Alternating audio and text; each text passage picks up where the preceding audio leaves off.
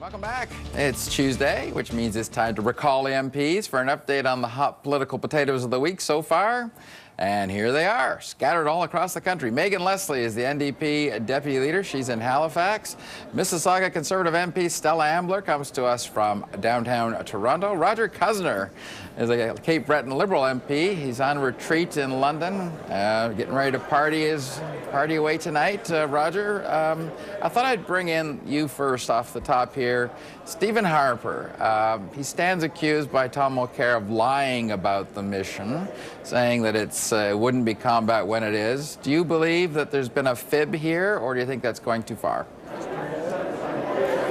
Well, I think, Don, what's taken place is the mission appears to be gone beyond the scope of the motion that we had talked about and what the motion that we had voted on in the House.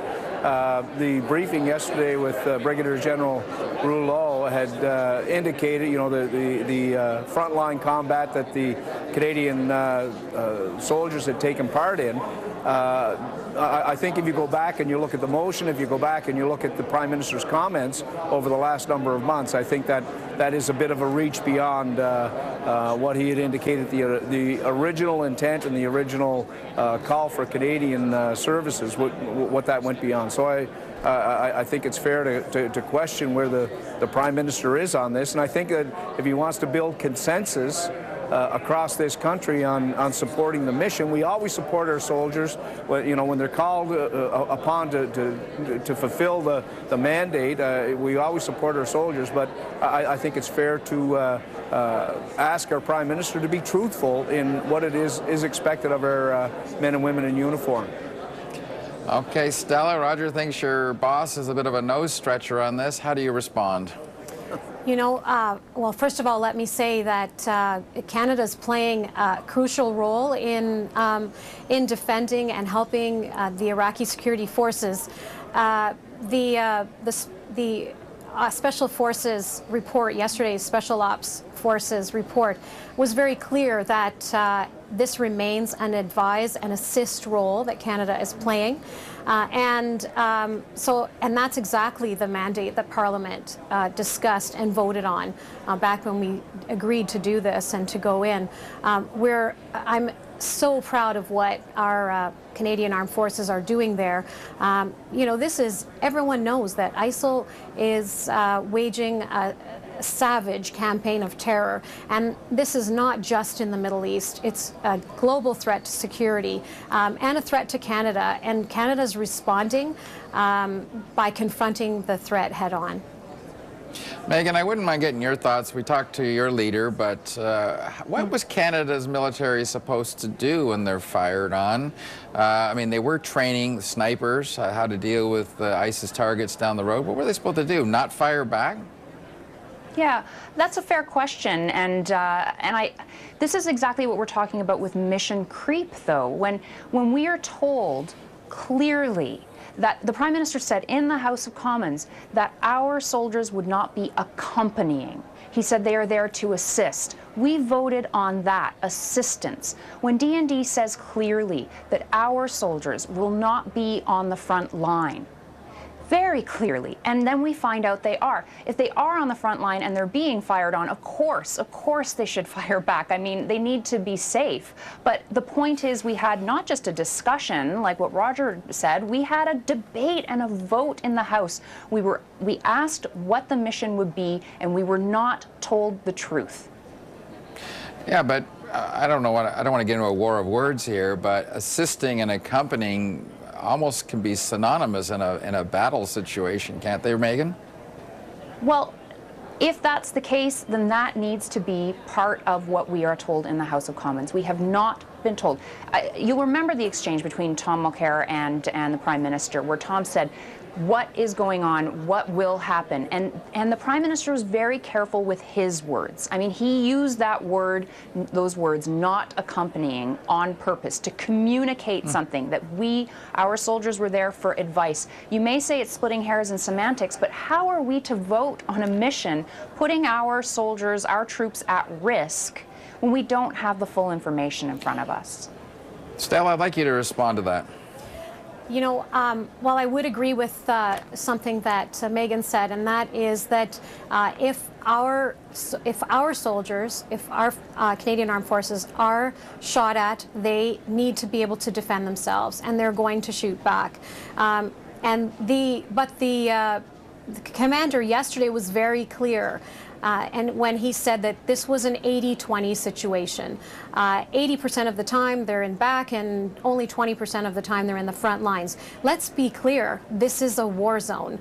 And so I think our soldiers know that, and they're prepared to protect themselves. They also are there precisely because Canadians have the expertise that the Iraqi security forces need, and that's exactly what we're training them to do.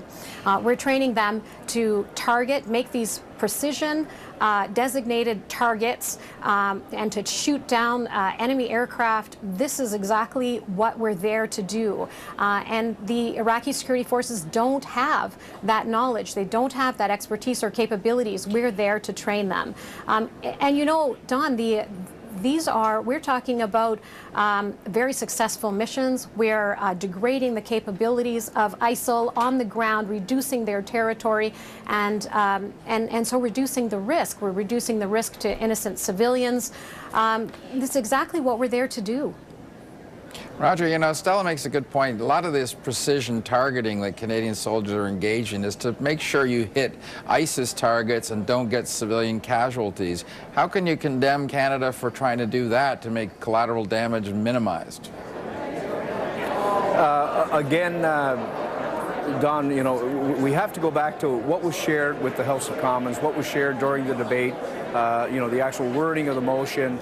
Let's go back to what the Prime Minister has said and repeated, and you know, he's reaffirmed and reassured Canadians that you know, the men and women in uniform wouldn't be on the front line. So I guess, and listen, we fully understand when a Canadian soldier, when they're in danger, when they're being shot at, absolutely engaging and returning fire, absolutely do what has to be done, do what they're trained to do at that point. But I think the question has to be asked, what were they doing in that situation? You know, why were they that far forward? Certainly that wasn't any indication that we were given as parliamentarians during the debate in the House of Commons. Okay, I want to move along because there's a lot of economic issues to be talked about. The Conference Board of Canada just got off the program saying the surplus is gone. Factory orders are down. The International Monetary Fund says our growth is less than projected before. Is this really a time? I'd like to get your thoughts for, you know, do you reaffirm your hefty election promises, the big cost items? Do you push forward tax hikes? Do you eliminate the deficit?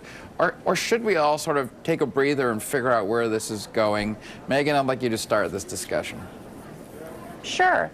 And I'll actually repeat something that I've said on the show a ton of times about actually thinking about how do we diversify our economy. I mean, I'm the environment critic, so I'm on here a lot talking about the fossil fuel sector and how we can't put all our eggs in one resource basket. We need to diversify our economy so that when things like the price of oil drops, we're going to be okay. So I think the answer is to look strategically, look long term, look across sectors, and hey, why not even consider the green energy economy and how that we could invest in that for the future. So it's not about the election cycle. It's about what we need to do for Canada and actually having a plan in place.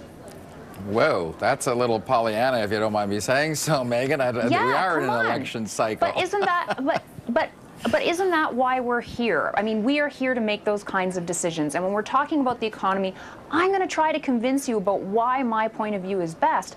And so will the other parties. But the thing is, we can't just think about what will get us reelected in 2015. We've got to balance this budget to the last penny and say what the surplus is, you know, and bite, what is the phrase, bite our nose to spite our faces?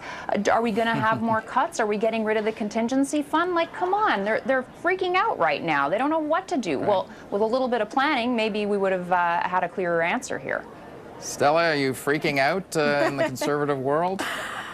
Again, I agree with Megan that absolutely we need a plan, and we have had one for many years, and our plan included the promise to balance the budget, and so we're going to do exactly that.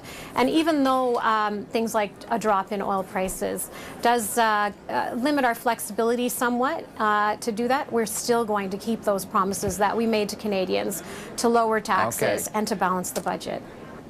Roger Cuzner, last word to you before you head out to party with the Liberals tonight at your retreat. You know, know first, even before the drop in the oil price, know that the growth was soft.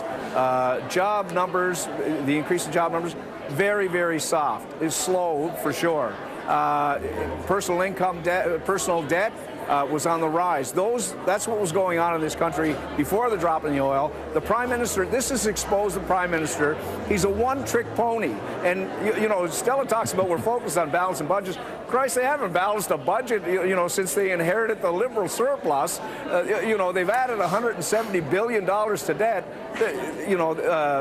This just sort of shows us the fact when you only hook your cart to the one horse, that being the price of oil, things get dangerous. And in the absence of any other strategy to grow jobs and opportunity in this country, we're facing the situation that we are right now. We are out of time. Thank you all for coming on. Don. We'll have you back in Ottawa next week. Thanks, guys. Thanks, Okay, Don. coming up.